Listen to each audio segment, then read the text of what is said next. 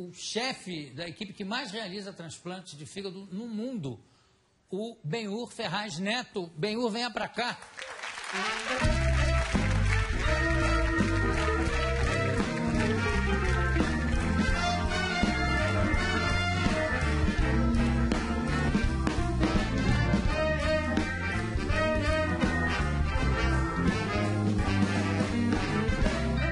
Você é tão jovem, quando eu vi a sua fotografia, eu digo, meu Deus, então vai ver que é o avô que eu quero falar. Acho que é comigo mesmo. Obrigado, porque você também é tão jovem, tão famoso, tão conhecido. Não faz assim que eu choro. Você, Benhur. Benhur. Esse nome, então, já entrou para a família no seu avô, é isso? Isso, eu sou neto. Meu pai é Benhur Ferraz Júnior, meu avô era Benhur Ferraz. E o seu filho também vai ser Benhur? Então, eu não tenho filho. Graças a Deus eu tive só meninas. Então, eu estou em casa, mas tem uma delas que diz o seguinte: pai, eu queria que você tivesse colocado meu nome, Benhur. Fulana, Benhur. Marcela, Benhur. Aí a Roberta diz a mesma coisa, a Eduardo a mesma coisa, porque o Benhur ficou uma coisa tão comum em casa, tão familiar, na verdade, pai, avô, que ficou uma coisa interessante para elas. E o problema é que se ela quiser dar para um filho, eu acho que nós vamos ter problema com o genro, né? Pode sair briga. Mas o engraçado é que eu conheço um advogado que é Benhur também. Meu pai. É o seu pai? É o meu pai. Olha, manda um abraço grande para ele. A gente sim. Conheceu há alguns anos. É verdade. E a medicina, como é que entrou na sua vida? Na verdade, eu não lembro de ter tido vontade de fazer alguma outra profissão. Eu não lembro. Mesmo quando criança, a minha vontade era ser médico. Não só brincar de médico, mas era ser médico também. E aí? Começou brincando. Ficou sério. O negócio foi ficando sério. Mas eu tinha algumas pessoas na família que eram exemplos muito fortes. Eu tinha uma tia-avó chamada Carmen Escobar Pires, que se formou em 1921. Então ela casou com a medicina. Ela era uma pessoa muito, assim, muito influente, muito marcante na família. Eu tinha um vínculo muito grande com ela. Tinha um irmão médico. Depois eu tive um tio casado com uma irmã do meu pai, Carlos. E o Carlos também teve uma influência muito forte em toda a vida da gente, como uma pessoa que cuidava da família toda. E eu, como sempre quis ser médico, fui sempre me aproximando deles, me influenciando muito por eles, e acabei resolvendo ser médico. Filho e neto de advogado. Eu costumo dizer que eu não tive QI suficiente para ser advogado, já queria ser médico desde pequeno. Mas fui nessa, e sempre quis fazer medicina, e nunca tive dúvida do que eu queria. Você fez uma brincadeira aí, não tinha QI suficiente para ser advogado, fui ser médico. Existe o caso do médico ter um talento extraordinário para o que faz, apesar de não ter um QI altíssimo? Eu acho que a questão do talento ela é fundamental em qualquer profissão. Se a gente for imaginar, né, e se a gente for ver as pessoas que se destacam em cada profissão, tem não só, obviamente que o QI é uma coisa importante, mas ela não é fundamental. O QI não é fundamental, ele não é fundamental. Acho que se o talento estiver envolvido, até com o QI normal, acho que isso pode até trazer uma repercussão muito mais favorável. Para um cirurgião, por exemplo. Para um cirurgião, por exemplo. O talento é mais importante do que o QI alto. Claro, existem brincadeiras, são piadas de médico, né? Piadas de médico, como o cara vai entrando no elevador e tem 3, então um põe a mão, você já sabe que é clínico. Né? Um põe o pé, você sabe que é cirurgião, porque ele não pode machucar a mão. Né? E um põe a cabeça, você já sabe que é ortopedista.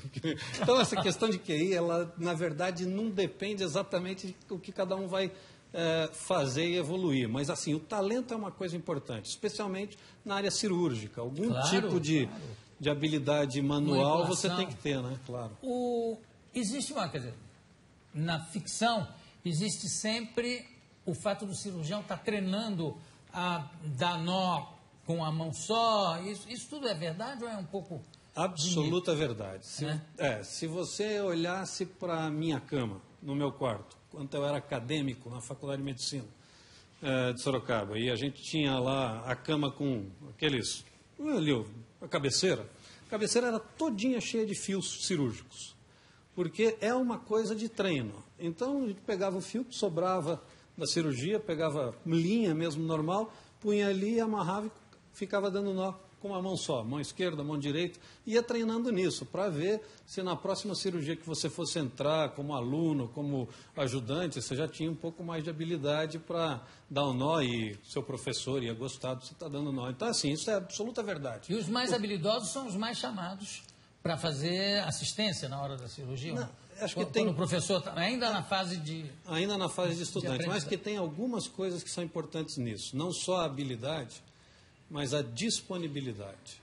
Na questão especificamente da medicina, a disponibilidade é uma coisa fundamental. Você tem que ser uma pessoa disponível. O doente precisa de você não na hora que você quer, na hora que ele quer, na hora que ele precisa.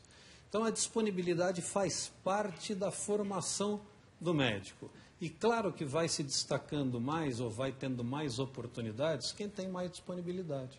O fígado, especialmente, que é aquele órgão que até na mitologia grega você já sabe que ele vai se refazendo, né, no mito do Prometeu, que tem uma águia, um abutre que fica lá bicando o fígado dele o dia inteiro e durante a noite o fígado se refaz e o suplício é esse, que aí vem um abutre e come de novo. Isso.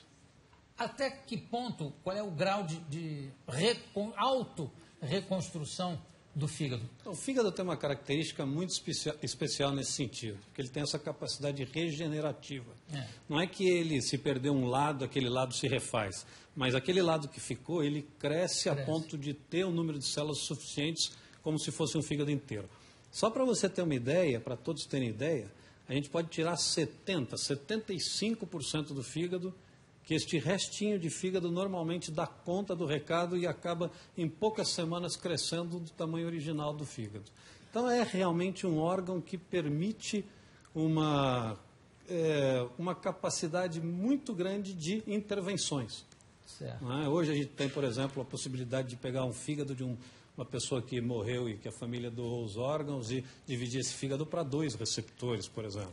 E beneficiar, a partir de um fígado, 2 pessoas que aguardam em lista de espera. Quanto tempo leva, no caso do transplante, que você faz um transplante de uma pessoa morta, como você falou agora, que o fígado dá para 2. Quanto tempo, desde a hora do óbito até a hora do transplante? Resiste quanto tempo? Uma coisa importante... Os órgãos, fígado, coração, pulmão, intestino, pâncreas, rins, eles podem ser transplantados de pessoas que morreram por morte encefálica, a morte cerebral, conhecida como morte cerebral.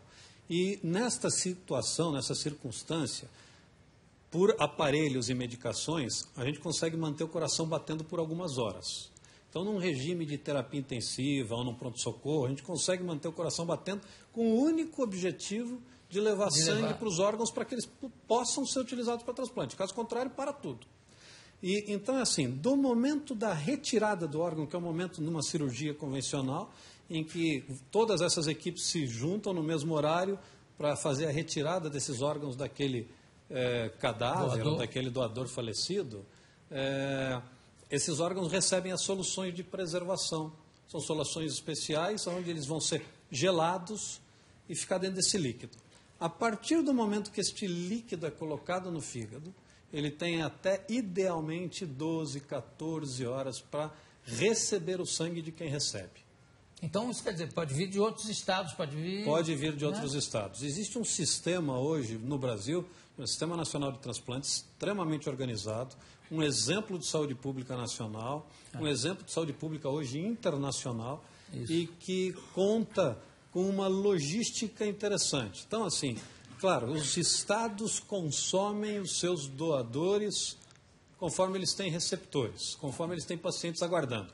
Caso naquele estado não tenha aquele tipo de transplante e tenha aquele doador, a Central Nacional de Transplantes, que fica em Brasília, distribui isso mediante uma logística de voos de carreira. Não tem como furar essa fila, né? Não tem como furar a fila.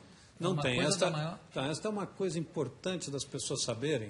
E, inclusive, o sucesso do transplante no Brasil e do aumento de doadores vem sendo resultado da transparência do transplante e da seriedade.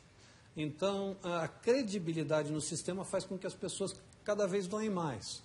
Então, o que a gente tem é uma fila de espera que, obviamente, para cada tipo de órgão ela tem um critério de quem vai receber, mas normalmente quem vai receber é quem está mais grave, quem tem mais chance de morrer. E esse controle é feito pela Secretaria de Estado da Saúde, pelo Ministério Público, pelos próprios transplantadores, que ficam, obviamente, checando as coisas, mas eu, como transplantador, não tenho nenhuma influência em quando vai chegar o órgão para mim. Agora, você falou aí, o coração fica batendo, continua deixando em atividade, você falou coração, pulmão, você falou intestino também. Mas não tem transplante de intestino, tem? Já tem transplante de intestino. O Brasil foi um dos países pioneiros de transplante de intestino há muitos anos atrás, década de 60, parou. O intestino é uma coisa um pouco mais complicada hoje do ponto de vista de rejeição, mas os transplantes de intestino, especialmente os transplantes chamados multiviscerais... Como é que é esse negócio do transplante multivisceral? Transplante multivisceral que esta paciente vai receber estômago, duodeno, intestino delgado, que é o intestino fino, o pâncreas e o fígado ao mesmo tempo, do mesmo doador. Falando do transplante de fígado, não é? Que é a sua especialidade. Quanto tempo o transplantado deve ficar no hospital depois do transplante? Quanto tempo deve ficar no hospital? Em média, hoje um transplantado de fígado é uma cirurgia rotineira, mas é uma grande cirurgia, claro. Em média, fica 15 dias no hospital depois do transplante. A recuperação é muito boa. O que acontece é o seguinte, todas as complicações, os sintomas que alguém que tem cirrose, na grande maioria das vezes é quem tem cirrose, e diga-se de passagem, não é cirrose alcoólica, a gente pode até falar sobre isso, mas tem cirrose, as complicações são decorrentes do fígado, decorrentes da doença. A hora que você tira esse fígado inteiro, coloca um fígado novo, que é o transplante, todos aqueles sintomas desaparecem. E esse paciente, que era um paciente numa situação muito grave, água na barriga, uma coisa que chama encefalopatia, treme, não sabe onde está, faz coisas absolutamente distorcidas, não por própria vontade, mas porque o fígado não consegue tirar todas as substâncias que eu estou sentindo tudo isso já, hipocondríaco é terrível. Mas aí... Então... E aí, isso tudo desaparece. E esse paciente passa a ter uma vida normal. A recuperação, obviamente, ela leva, em média, 15 dias de internação. Os primeiros 3 meses são mais trabalhosos, mas habitualmente 3, 4, 5, 6 meses depois, a gente brinca no consultório, chega no ambulatório, no consultório e fala para um outro candidato a transplante, olha para aqueles dois ali e me diz qual foi transplantado. Aí tem um casal, você não sabe dizer qual foi. Agora, doutor, não é melhor o paciente ir para casa o quanto antes possível? Sem dúvida nenhuma. Mas essa é mais uma brincadeira que eu costumo dizer. Eu chego para o paciente e falo, olha, você tem condição de ir embora? Ele fala, mas o senhor me falou que era 15 dias em média no hospital, faz só 6 dias que eu fui transplantado. Eu falei, não, mas você vai embora, e vai embora porque você está bem. Quero te falar o seguinte, o hospital é o lugar mais perigoso do mundo. Ele vira, claro, né, a família, claro, doutor Benhur, tem muita infecção, né? Não, esse é o segundo problema. O primeiro problema é que é o lugar que tem o maior número de médicos por metro quadrado. Então nós temos que dar um jeito de tirar daqui o mais rápido possível. Foge dali correndo. Claro que essa é uma brincadeira. Mas teve alguém que aplaudiu lá. Mas em geral, quer dizer, com 12 dias a pessoa já... Em geral, com 2 semanas está em casa, está bem. São coisas bastante diferentes, porque antes do transplante tem uma série de limitações em alimentação, em condição física, e a alimentação volta a ser uma alimentação totalmente liberada dias depois do transplante. Então, menos se for uma cirrose devido a alcoolismo, mesmo assim a pessoa é candidata ao transplante? Existem regras. Uma delas ele pode ser um candidato a transplante desde que ele tenha abstinência no mínimo de 6 meses com avaliação psiquiátrica ou psicológica.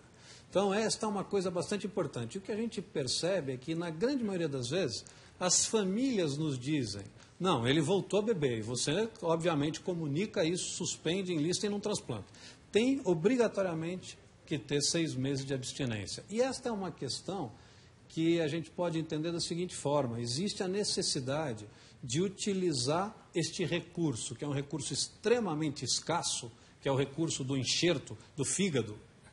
Né? No mundo existe muito menos órgão do que gente que precisa de transplante. Então a gente precisa usar isso para as pessoas que têm um prognóstico bom de sobrevivência e que tenham consciência do que precisa fazer. Tem consciência de tomar remédio, consciência de ir ao médico, consciência, obviamente, de nunca mais beber.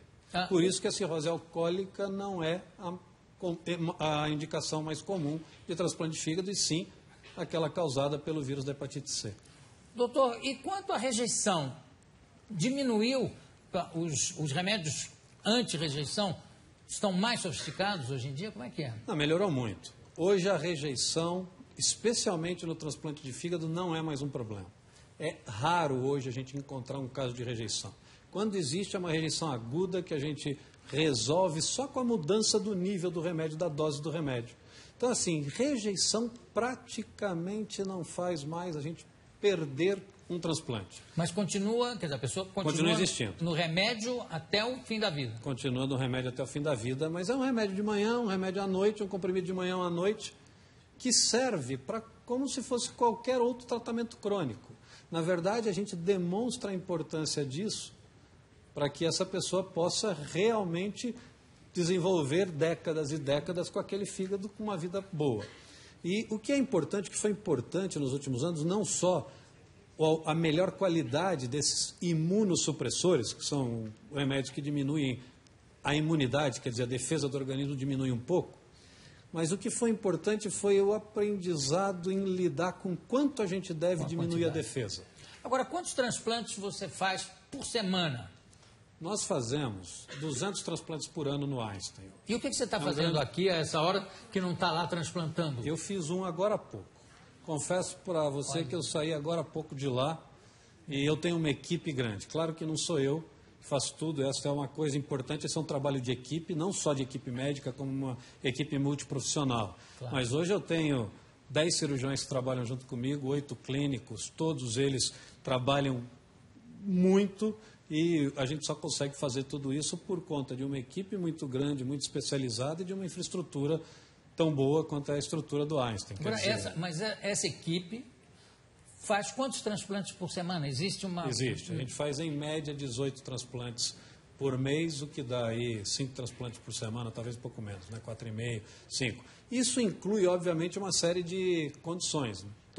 Existem transplantes que precisam ser reoperados em algumas circunstâncias, existem as cirurgias necessárias depois do transplante tardiamente, existem complicações dos pacientes que estão em lista de espera, quer dizer, tudo isso faz com que a gente tenha aí, e lembrando, cada transplante teve que ter uma equipe cirúrgica que saiu para ir buscar esse órgão do doador em algum lugar. Na realidade são duas, né? Então são duas equipes prontas, o tempo todo, 24 horas por dia, 7 dias a semana. Então é realmente um trabalho bastante grande, um trabalho bastante, até muito, de muita satisfação, porque a gente vê o resultado, né? Claro. O resultado é fantástico, então a gente vê o resultado. Olha, parabéns, eu quero agradecer demais a sua presença e eu conversei aqui com o Dr. Benhur Ferraz Neto. Muito obrigado, daqui a pouco a gente volta. Parabéns.